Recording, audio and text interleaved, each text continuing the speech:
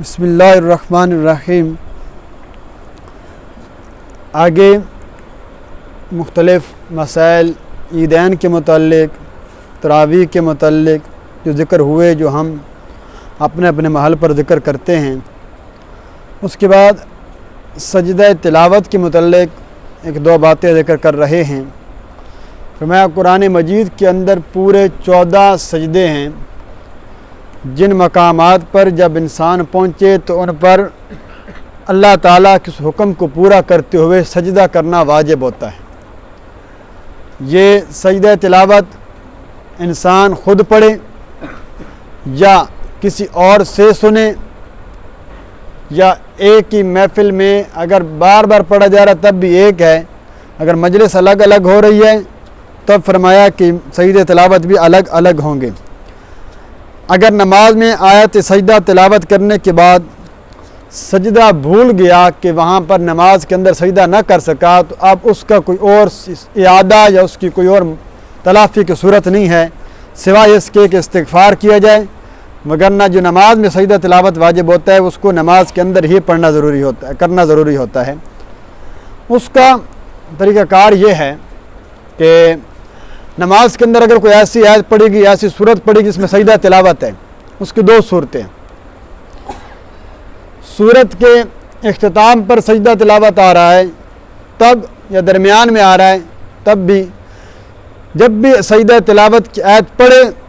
اگر اکیلا نماز پڑھ رہا ہے تو نماز رکوع کے اندر ہی سجدے کی نیت کر کے رکوع کے اندر چلا جائے۔ ایک طریقہ تو یہ ہے۔ افضل طریقہ تو یہ ہے کہ باقاعدہ جب بھی آیت سجدہ مکمل کرے فوراً سجدے کے اندر جائے، سجدہ کر کے پھر واپس آئے، پھر ایک دو آیتیں تلاوت کر کے پھر رکوع کر لے۔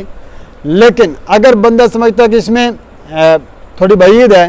یا مشکل ہے، اس کا آسان حل یہ ہے کہ رکوع کے اندر سجدہ تلاوت کی نیت کر لے۔ بالفرض المحال اس نے سجدہ تلاوت کی آیت پڑھی، رکوع کے اندر نیت نہیں بھی کی اور رکوع کر لیا، رکوع کے بعد جو سجدہ سلبی کرے گا نماز کا، اس کے اندر خود بخود وہ سجدہ تلاوت ادا ہو جائے گا۔ دوسری بات، اگر سجدہ تلاوت کی آیت تلاوت کی اور اس آیت تلاوت کرنے کے بعد بھول گیا کہ سجدہ کرنا تھا، 3 آیتیں پڑھنے سے پہلے یاد آ جائے، سجدہ تلاوت کے بعد 3 آیتیں پڑھنے سے پہلے 3 آیتیں نہ پڑھی ہوں، تب بھی فوراً رکوع میں چلا جائے یا فوراً سجدے میں چلا جائے، سجدہ ادا ہو جائے گا۔ اگر 3 آیتیں پڑھ لیں اس کے بعد یاد آیا، یا 3 آیتیں پڑھنے کے بعد سجدہ کرتے تو وہ سجدہ تلاوت نہیں ہوگا، وہ ختم ہو چکا، اس کا محل فوت ہو چکا ہے، اب اس کا جو ہے اعادہ استغفار کے علاوہ اور کچھ نہیں ہو سکتا۔ اسی طرح سجدہ تلاوت ٹیپ ریکارڈر کے ساتھ، جو آپ موبائل کے اندر آڈیو سن رہے ہیں، کسی قاری کی تلاوت سن رہے ہیں، ویڈیو اپنے اندر سن رہے ہیں، کسی بھی صورت میں سجدہ تلاوت واجب نہیں ہوگا، الا یہ کہ باقاعدہ لائیو چل رہا ہو، مثال کو ٹی وی کے اوپر، ریڈیو کے اوپر یا موبائل کے اوپر لائیو کسی محفل کی، خانہ کعبہ کی، حرم پاک کی نماز کی تلاوت آ رہی ہے،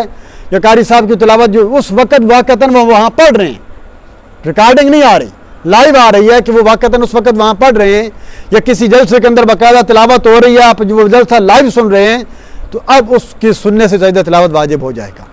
یہ چونکہ اس کی حکم ہو جائے گا، اس نے خود سنا اور محفل میں سنا، ریکارڈنگ کا حکم یہ والا نہیں ہے۔ باقی اس کی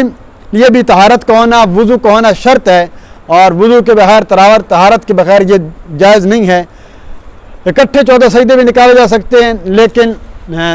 جو بھی موقع پہ آئے فوراً نکال دینا یہ مستحب ہے، یہ واجب ہے، کیونکہ اگر یہ رہ گیا تو حتیٰ کہ علماء نے لکھا مرتے وقت وصیت کر کے جائے کہ مجھ سے اتنے سجدہ تلاوت رہ گئے ہیں، اس بارے بڑی سستی پائی جاتی ہے، بس کبھی یاد آیا تو کر لے، وگرنہ نہیں۔ اگر جو حضرات روزانہ الف لام میم سجدہ، جو ہماری سورت قرآن مجید کی آیت ہے، سورت ہے جس کے پڑھنے کا حضور صلی اللہ علیہ وسلم ہمیشہ معمول تھا، تو جو پڑھتے ہیں اس کا بعض لوگوں کا تو معمول ہے جنہیں یاد ہو جائے تو وہ تو نماز میں پڑھ لیتے ہیں، تو اس کی صورت بھی یہی ہے کہ نماز کے اندر سجدہ ادا ہو گیا، نہیں تو اگر خود تلاوت کر رہے ہیں تو روزانہ کا سجدہ نکال لیا کریں، یا اگر کچھ دن رہ جائیں تو پھر اکٹھے بھی نکالے جا سکتے ہیں۔ میں نے اس کا طریقہ بتایا تھا، نہ ہاتھ اٹھانے ہیں،